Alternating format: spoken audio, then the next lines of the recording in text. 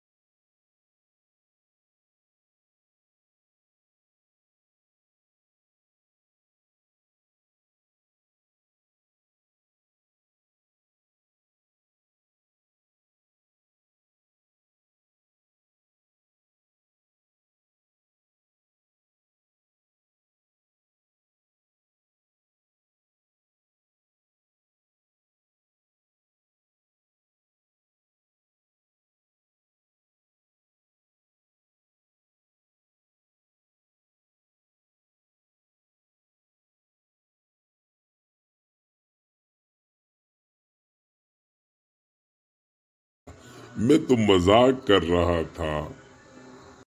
پھر سارے گاؤں والے اسے برا بھلا کہتے ہوئے اپنے اپنے گھروں کو چلے گئے۔ ایک دن اس نے پھر لوگوں کو بیوقوف بنانا چاہا اور پھر اس نے ویسا ہی کیا اور گاؤں والے بھاگے آئے، لیکن دیکھا کہ وہ مذاق کر رہا ہے، وہ واپس چلے گئے۔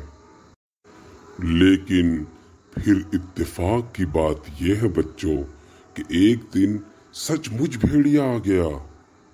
کیا بھیڑیا آ گیا؟ جی بچوں، سچ مچ بھیڑیا آ گیا۔ پھر کیا ہوا دادا جان؟ لیکن بچوں، گاؤں والوں نے سمجھا کہ یہ جھوٹا لڑکا پھر مذاق کر رہا ہوگا، لیکن وہاں تو بھیڑیا سچ مچ آ چکا تھا۔